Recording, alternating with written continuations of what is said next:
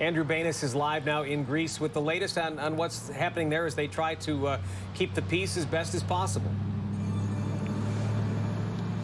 Yeah, Doug and Jenny here in Greece, they have every entrance to the mall at Greece Ridge blocked off right now by police cars. An officer on scene confirms to me that a short time ago, some looters did try to break in. They were able to get rid of them, but they say they're going to stay here for the duration of the night. Right now behind me, you can hear speakers passionately speaking about it. The crowd continues to grow. This event started at 5 o'clock. I anticipate it will continue to grow in the hours that come. If I take a step aside here, you can see that there still is about 50 or 60 people in front of the county building on Main Street. Health experts warn that while these protesters are out peacefully trying to spread their message, they could also be spreading the COVID-19 virus and not even know it.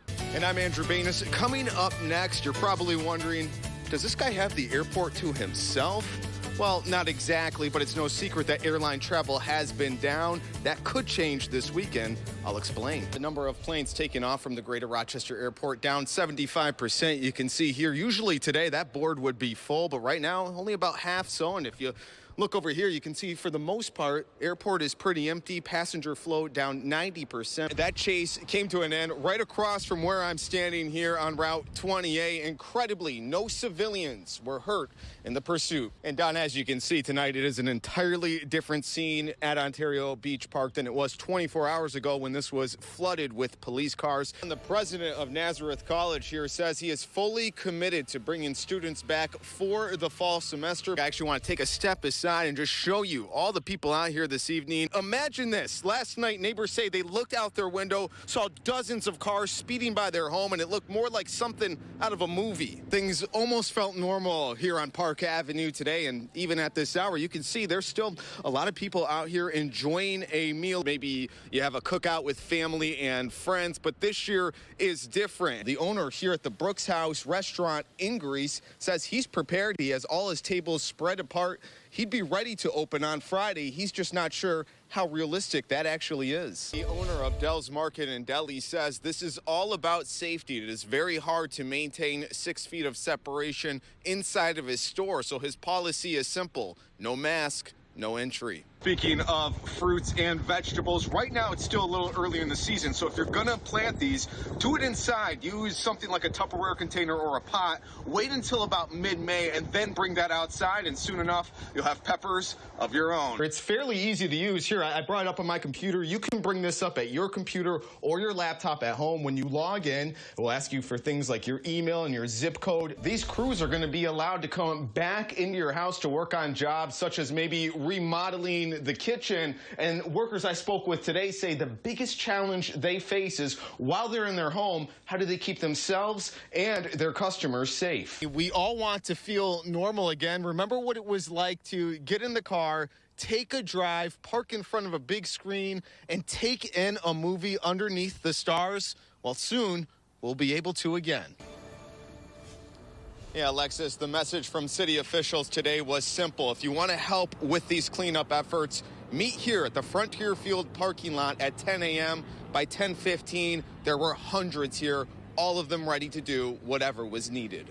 As the sun rose over a damaged city, neighbors tried to make sense of the mess left behind. I just couldn't believe it, I think. I needed to see it with my own eyes. Charred remains of torched vehicles, shattered glass and debris in every direction, sadness and disbelief in the air, and then this. We thought they deserved them. They needed them more than we did. Flowers left outside of Villa, a popular store on Main Street that was looted overnight. Then at Frontier Field came a call to action. We need a crew to head to the 700 block on West Main and Jefferson, please. Hundreds showing up to join in the cleanup efforts. This is really important, and Rochester is still our home. It's still a really beautiful city, and we just want to get it back to its beautiful self. Brooms, rakes, gloves, and garbage bags, not weapons. Instead, they're tools of hope and peace. It's a very beautiful thing seeing everybody here, just a diverse pool of people coming to help. Volunteers of all backgrounds, from near and far, split into groups and sent to every corner of the city that needed a helping hand. What happened last night turned something beautiful into something reckless. A common goal to show that even after a tragic night, Rochester is still strong. Everyone's here working together, and I think this is absolutely beautiful. And still united. We're going to help clean up, rebuild our city, make sure it's good to go. Suddenly, they found themselves in the middle of a life and death situation. Catherine McNeil admits she had trouble sleeping. I was up late last night and I was shaking and had the jitters and, a little teary here and there. On Wednesday night, a simple trip to Geneseo with her mom turned into a dangerous encounter. We could see it coming slowly in the distance, all the lights, and they were just getting brighter and brighter. The two were driving on Route 20A when the police chase ended up right behind them, deputies shouting to get to safety. He was hanging out the window, he's screaming, "Get out of the way, move, move, move." McNeil says they whipped onto a side street and narrowly missed getting hit. We would have gotten run over, I believe. It was close. It was so close. It was so close that I was thinking to myself, I was wondering if we did get hit. The chase continued up Route 20A all the way to the 390 exit ramp. Cecilia Waters was at a stop sign heading to work. I saw the lights, I heard the sirens. I was like, oh no, what's gonna happen next? Seconds later, the tractor trailer was directly in front of her. I was like, holy crap, what the frick is gonna happen? She says the driver was so close, the two made eye contact before veering onto the exit ramp. I just wanted to thank all the men and women that in the police department. They did a phenomenal job. And I really thank the Lord they were there. And as soon as it started, everywhere I went today, no matter where I was, everybody had something to say about it. This is not your typical Snow in Rochester story. This is a love story. Alicia Santos and her boyfriend Juan Delado found magic in these flakes. It's beautiful. It's beautiful. Really beautiful. They're originally from Puerto Rico, but say there's something romantic about the snow. Of course, not everyone agrees.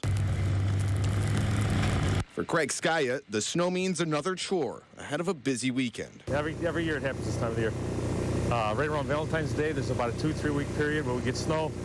We're just trying to get it cleaned up for the candy store because it's a big holiday for us. He owns Andy's Candies and spent most of his day clearing up parking spots outside of his Hudson Avenue location. With less than a week to go until the big holiday, time is of the essence for customers. They need somewhere to park, and we're running out of days, so we're just trying to get it cleaned up. Drivers had some difficulty on the roads today. An accident on Hudson Avenue and Norton Street intersection. Half a mile away, a car in a ditch just off the 104 on-ramp. Over on East Avenue. It was just an accident right here at the corner, so people aren't slowing down, they're trying to speed through it, so they're beeping at me like I'm gonna run them off the road or something, so the worst part is the drivers. John Schmidt says the driver of the car that hit this one tried to brake but couldn't stop in time. Schmidt started the day riding his bike, but after seeing the crash, he opted to catch a bus. As soon as I saw that accident, I was like, you know what, I'm gonna go ahead and be safe and be cautious. Yeah, a lot going on today with the weather. I wanted something to remember it by. I've covered a lot of weather stories. This one was a big one. I brought my shovel from home with me, had some folks that you saw in that story sign it for me as a souvenir, but I lost the marker halfway through the day, and now my wife's probably at home wondering where the shovel is. But I am happy to report things back to normal, and I will be bringing this back home shortly. A crowd gathered around 82-year-old Willie Murphy at the Maplewood YMCA today. All of them captivated as Murphy shares the story of what she experienced Thursday night. A man knocked on the door to her home. He was outside saying, please call an ambulance because I'm sick. Murphy said she called police, but didn't let the man inside. Suddenly, I hear a loud noise, and I'm saying to myself, what the heck is that? The young man is in my home. Broke the door. She tried not to panic. After all, she spends most of her days doing this. An award-winning weightlifter who just won a competition earlier this year. I'm alone, and I'm old. But guess what? I'm tough. She says she grabbed a nearby table. I took that table and I went to working on him. And guess what? The table broke. The man fell to the floor. When he's down, I'm jumping on him.